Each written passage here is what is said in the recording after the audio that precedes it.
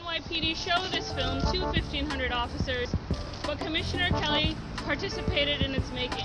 I represent a big community of Muslim Americans in our community, and frankly, they are offended. Whether or not you disagree or agree with the video, lies were told and there has to be someone accountable. Muslim American Civil Liberties Coalition for resignations or dismissals and a city council investigation and instituting of an effective and meaningful community control and oversight mechanism and the retraining of police officers whose minds have been poisoned by that film and others like it. On the spot, Graham and Saquaan Jones. Thanks for having me, Norm. This week in politics, New York City. Ray Kelly has problems. That's what it looks like. I mean, he's reached sort of the trifecta in this situation. Well, I mean, the Kelly family will say. Yeah. Well, let's open it up. Let me open it up. Okay. The Third Jihad Mm-hmm. is we'll call it a documentary that they had about 1,500 police officers look at to get some sort of a field. We'll call it a field for the Muslim community, what to watch out for, and backfired on the commissioner. Well, I mean, this I've seen. I didn't see the whole video, but I've seen clips of it, and I think that Kelly. When I was running for city council, I actually met Commissioner Kelly, and I'm a little disappointed in how his assessment is going. Seems like a really genuinely nice dude. I mean, at the end of the day, he has a tough position, being the commissioner of a city of almost 9 million people. Okay. The force is constantly either receiving ridicule, getting budget cuts. His force is getting cut, retirement. But what it looks like here is what's going on with it, like a few bad apples. Kelly has done some real good for the city. I would say that crime Great is deal down. up. Yeah, I mean, but the last couple weeks, he's his good is being outweighed by his small bad parts. The Third Jihad being one of them. Well, how do you deal with something like that when New York is a target? New York was targeted in 9/11, and you do have to prepare your police force.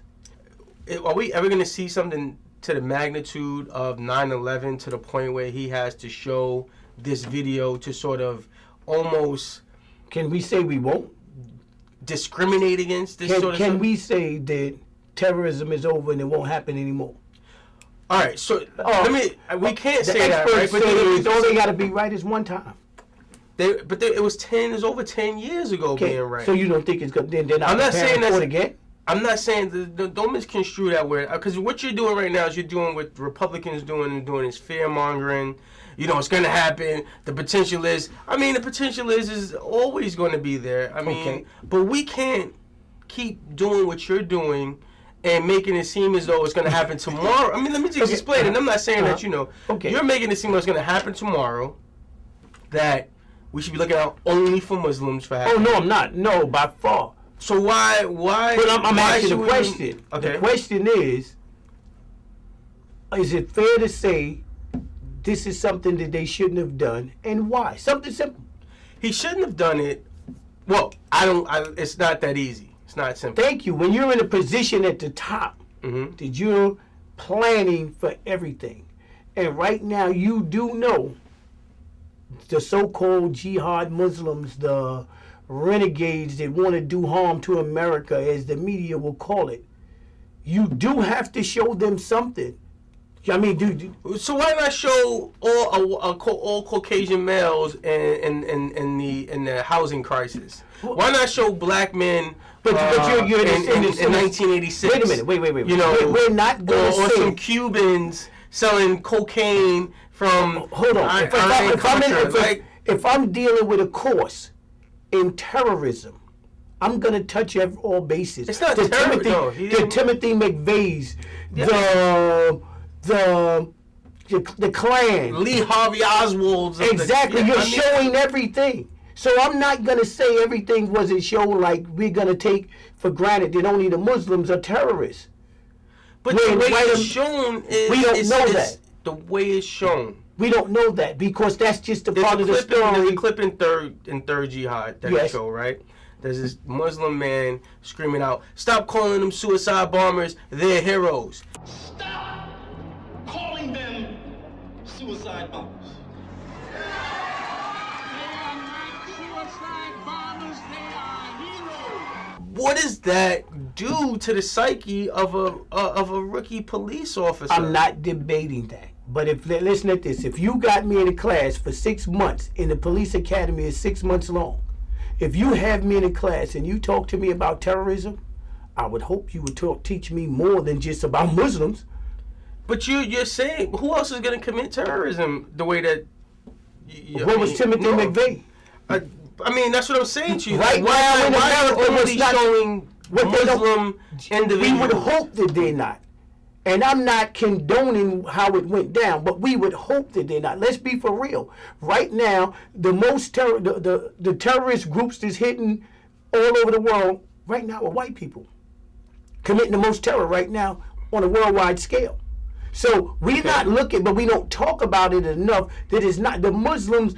What happened happened. But if you're gonna teach a course, wouldn't you have to teach on everybody?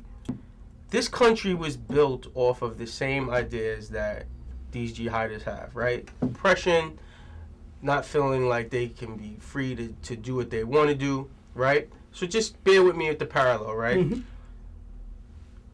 George Washington, John Adams, all of the individuals who created this country were the equivalent of Osama bin Laden To people of color. No, to the English or the monarchy in England. Mm-hmm.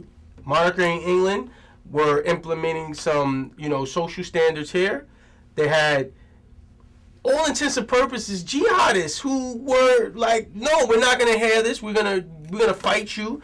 We're gonna keep you. You are oppressing us, and we're gonna rebel. And then out of that rebellion came the United States of America. Okay. So the equivalent of George Washington back in the 1700s is what we have now in what we had in Osama bin Laden. He just didn't have the know-it-all to go through with, George Washington and John. And I'm not saying that they're terrorists or anything. I'm just saying how English individuals viewed him during that time. I understand. And you're not showing that. But we don't know that. We're not showing Benedict Arnold. But you don't know that because you're not in the class. That's not the point. You're biasing me. No, already. No, I'm not even. It's not even a personal thing. Not me. But what I'm saying is, but you're if biasing you're the teaching a terrorist course, okay, and let's say we're gonna have 2 weeks of terrorism, somewhat / counterterrorism, I'm going to talk about every group. I'm going to talk about. jihadist does not do that. But here, no. I would hope. I would hope. I'm not saying that I have the answer for it, but I'm saying to you is I would hope that guess what? That you taught me about this, a little bit of this, a little bit of that. You're just not gonna take it on one level, which is all about the Muslims. We're gonna close this segment out, and we're gonna be right back after a brief message. We're back. Saquaan Jones is here to discuss his party, the GOP. New Hampshire. No, South Carolina. Say that's my party. New Hampshire. Not my party. South Carolina. That's Florida. Nevada. Let's go with New Hampshire. Let me just say. Wait, can we go with New Hampshire first? Let's just we can go to. What's the point of going to New Hampshire? I mean, everybody knew. Everybody and their mom knew that Mitt was going to win New Hampshire. Mm-hmm. I mean, it wasn't like it was. I mean, you had a lot of candidates who didn't even spend money. The only person who really spent money there was Huntsman. Mm-hmm. And he's pretty gone. much, he's gone. He pretty much staked his claim, or that was his final stance in the presidency. Okay. I mean, and the next one was just South Carolina, which was a really no one saw that coming. As far as Newt winning. Yeah. Why? And that last week, Newt hammered him. Mitt Romney. Newt did that only because his debate performance. He's a really slick debater. I really don't like. I don't like Newt at all.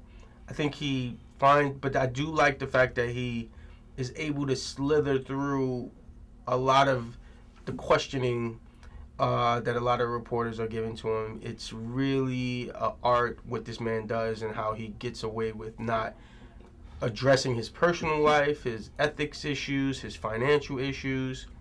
Well, I tell you something. Thursday and what was it, Monday? The debates that they had, Mitt didn't do that. I mean, Newt didn't do that well. Mitt went at him, and I wrote this like, you know, everywhere. I mean, I love politics. It doesn't matter. It's not my, and let's be clear. I love politics. I don't love the Republicans at all. Okay. Right? Because, you know, I don't want there to be any issues where, you know, somebody. I did hear you say go Mitt. I did see you have up there go Mitt. The fact that you have this man calling our president the food stamps president. You had an individual who said, you know, in Rick Santorum's, you know, campaigning stops, said that President Obama was an avowed Muslim and he wasn't corrected. I mean, this right here is just obviously it's the fact that they're using racial politics. I expect it, but it should not be this blatant. You know, I'm a little upset that it's this blatant. I like my racism to be a little down. South Carolina was clapping when Juan Williams was speaking. Yeah, and then the lady said, and the next day said, thank you for putting him in his place. You saw some of this during your visit to a black church in South Carolina, where a woman asked you why you refer to President Obama as the food stamp president. It sounds as if you are seeking to belittle people. Well, first of all, Juan, the fact is that more people have been put on food stamps by Barack Obama than any president in American history. I would like to thank you, Mr. Speaker, for putting Mr. Juan Williams in his place the other night.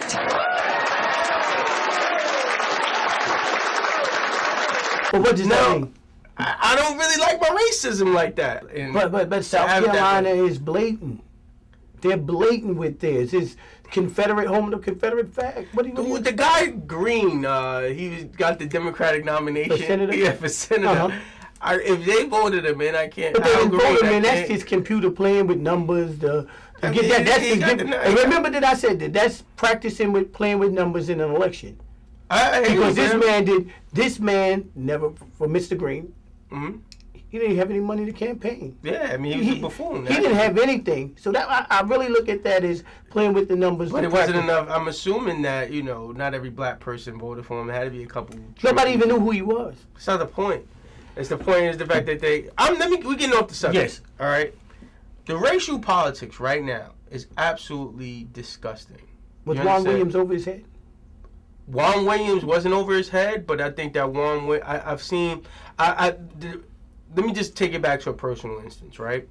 In my work life, I'm usually the only African American male in the meeting most of the time. You know, so you know, sometimes you can be in a situation where you feel like you can't say and do everything that you want to do because the perception is angry black man. Yeah, exactly. Okay. You know, I mean, I don't want to characterize it that way. So you have to sort of toe the line between, you know, ambition and deference. Okay. So, and I think that Juan Williams as a journalist did not he didn't use the right mix of ambition and deference. That was his opportunity to go at someone to instill in a sense of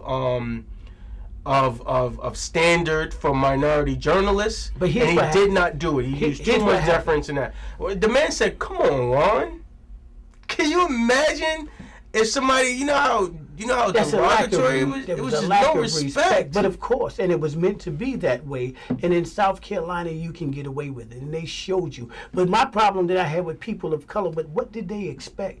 They turn around, they upset. Well, why could they say something like that? And we need to get out there and do what? You're not part of the Republican Party there, so you have nothing to say. There are minorities. There's a ton of Hispanics there who are in the Republican Party. There are a ton of African Americans who are in the Republican Party. But the Republican Party, this past year has pivoted so far to conservatism that it's unreal. But that's why, that's why I want Newt to win. That's why I want Newt to win, because he transcends that. You know what I mean? Like, I don't like his candidacy. I can see where he's coming from. He wants to appease. But Newt wants your children to be the janitor. That's exactly. And he's not apologetic about that, which is absolutely disrespectful. Okay, that he's telling my son who both of his parents have college educations, both of his parents own homes, both of his parents, you know, are able to provide for him, that he wants my son to go in and wash a toilet and for a summer job or for a job. Okay, we're going to wrap this up in a quick second. Not yet, but hold it. Florida. Who's going to win Florida? Well, I think that the last two debates were absolutely in Mitt's corner. Of course. I think he had to, you know, sustain the wave. He made Newt look bad by the Fannie Mae investment statement that Mitt said to him about his own investments, and I think that Mitt will win. Well, Mitt opened up his tax return. Mitt makes $400,000 a week. Why shouldn't he though? $400,000 a Why week. shouldn't With he? no job? No, knock it. Off of investments. Yes. With no job. So Sitting in the house sleeping. What do you think they made their money at in the 80s?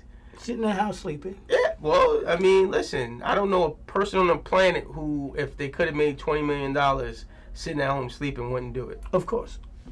You know, Big that's... Santorum, will he be out there racing? Yeah, he'll be out this week. I think he'll be somebody's... I think he'll be a vice presidential candidate. Ron to get Paul? that. Ron Paul, I mean, what else does Ron Paul have to do? He's going to be done. I mean, if he drops out, what else is he going to do? They love him. He loves might this run stuff. as a third-party candidate. He won't do that. I mean, he would look like Ross Perot. I mean, Ross Perot is the only third-party candidate that I could actually even think of who was, you know, the least bit had a chance of winning. Okay. So, well, we're going to close out this segment. all right. And we'll be back. We're back. Saquaan Jones, Obama's State of the Union speech. I thought it was one of the best State of the Union speeches I've ever seen. He went from manufacturing to green jobs, which is very important to me. I think that in one statement that he said, which was very sort of touched base and was riveting for me, was the fact that he said that the United States have been subsidizing oil companies for the last century. Yes. And there has been no innovation in oil. There has been no sort of progression within that industry in the past century. I mean, the way that they drill for it is obviously has changed, and you know, it's been done differently. It's safer now, but at the end of the day, we're still at a point where we're not independent from oil and foreign oil. Well, oil. Period. Yeah. I mean, you got to think, right? When Jimmy Carter was president from 1976 to 1980, that's over 35 years. I mean, in a grand scheme of human history, that's really nothing. That's just a blip in a radar. But in terms of technology, you know, I mean, that's for there not to be any innovation for us besides, you know, having an electric car. And I was just talking to a couple friends of mine. You know, my lease is up on my car, and I want to be able to get another. I want to get another car. I want to get an electric car, but I live in New York City. Where am I going to plug the car up at? Yes. You know, so I have to, you know, get a hybrid, you know, at the end of the day. But still, we have not seen any innovation. It's time for us to move away from oil and get into greener jobs and better technology. The oil industry lobby is huge. Only with Republicans. That's it. Only with Republicans. I don't know if we could say that. I don't see where. No. I mean, we could see. I mean, they have it that you can't be in business with being totally one-sided. When it's time to drop that check, Democrats accept it also. I agree. That check is real. They need that money done. And Obama said that. He talked about, you know, that there should be no more insider trading with members of Congress. Take money out of politics. He didn't go fully into it, but he wanted to discuss not, you know, taking money out of politics, which was a big thing. I mean, we don't get anything done because we have so much money being poured into our congressional members and our Senate members that nothing gets done. I move for federally funded elections. Yeah, I mean that. But you know, but when you look for federally funded elections, you realize that, you know, who's going to pay for that? The federal government's going to pay for it. Well, right? We have to do something with Citizens United. Yeah, I mean, Call your congressperson and senator, let them know we got to get rid of Citizens United. You're aware of that? Yeah, I mean, all of this PAC money that they have. Yes, of course, Newt's in the game. For example, we're going to get back to The State of State the of the Union, but Newt's in the game strictly because one family is it's $5 million here, yeah, $5 million there. $10 million. So this is our problem. But getting back to the State of the Union, the president spoke on certain key issues that was important to you that resonated for you. Yeah, the other portion was taxes and the fact that when Mitt brought his taxes out and he's 14%. 14%, yeah. I'm not mad at 14%. I don't really feel, I mean, when you look at it from... You don't pay 14%.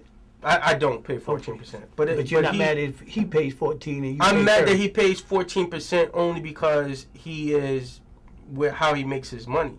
You Newt pays understand? 31%. He does because he makes his money a different way. So when you have when you're already making money off of investments, you can't tax it at the same rate because it's already being taxed.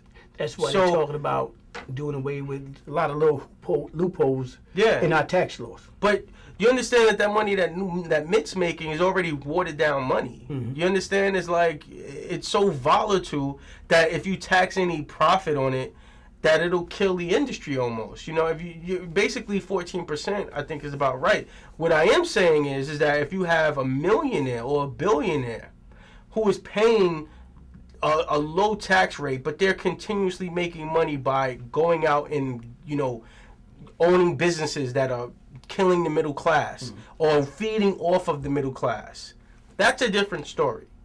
That is where I don't understand. Newt Gingrich was making 33% because a lot of his money came from books. Yes. A lot of his money came from consulting services. So he's getting money from lobbying service. Lobbying service. So when you look at the tax code, he's getting money based off of the sweat of other people. And that is when you should get a higher rate. You have to pay a higher rate as a millionaire or billionaire because you're getting that. But because without these individuals that you're making your money off, you would be broke. Okay. Mitt Romney's situation. Okay. What else did the president talk about? Well, I mean, the other one was just jobs in the economy. And he talked about Osama bin Laden and the fact that he's dead now, which was he drove it home a couple of points. But with the jobs in the economy is the fact that when the Republicans were in that chamber and he discussed the automobile industry being resurrected and GMC, General Motors, Chrysler, General Motors, Ford, General Motors now being the biggest automobile company in the entire world once again. Not one Republican stood up and applauded that. Because they didn't want the bailout. Well, they had to have the bailout. You're talking about 1 million jobs. The Republicans did not want General Motors bailed out. No, they wanted them. No, they wanted the millionaires bailed out. They didn't want General Motors bailed out. That's a fact. That's why. All right, well, I'll take your word for it. I don't think that was the actual case. Some people, even Mitt Romney, was there for a bailout. Foreclosures. He discussed foreclosures too.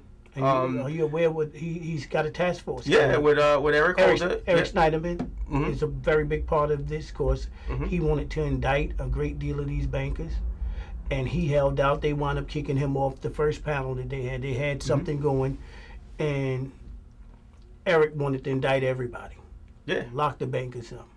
And I believe the president was actually forced to do this deal. He really didn't want to do it, but he was forced in a position where he didn't want immunity. He wanted immunity for the bankers. Eric Schneiderman and a lot of attorney generals in various states want them in jail. Yeah. So they turned around and said, they formed a panel, and they're looking into ways to not only getting this money back. I think they was trying to they had something in the mix for $25 billion to pay back the American people. And the Attorney General said that's definitely not enough. And you don't even have a system of how you would pay back for the people that lost their homes and who. Yeah. I mean, well, our former governor, Elliot Spitzer. He was instrumental in sort of uncovering this stuff, and everybody just threw him to the side. But this is why the bankers, remember a couple of years ago when Elliot got in his situation and he had to resign and Wall Street was drinking champagne? Yeah. Because Elliot was on their back. Yeah. And Elliot needs to be a pit bull someplace in the Obama administration. Taking his chief of staff, something. Yeah. Take some prisoners. Takes Well, a Eric break. Holder's our U.S. Attorney General Eric Holder's now he's putting forth a task force to make sure it doesn't happen again. But I don't he's really know. forced. They're forced. The Obama. Yeah, but they don't really know if the- there's anything that's going to be done about this, Norm. because they were really weak. It's almost 4 years. But you have know? someone like Eric Schneiderman who's not letting this go. And there's a great deal of state attorney generals that's not letting this Well, go. you know, Schneiderman's ambitious. You know, he's going to, AG stands for awaiting governor. Without a doubt. So, and we need that. yeah, well, I mean. We need a lot of people lost everything with this. Somebody has to pay. We had that subject before, and somebody has to pay. Yeah, really? Because What? they made The homeowners pay. The homeowners have to pay and they too. got paid. No, the homeowners have to pay. The homeowners is going to pay, and They then will pay. That's it. What would nobody you else. say if, because everybody else foreclosed, guess what?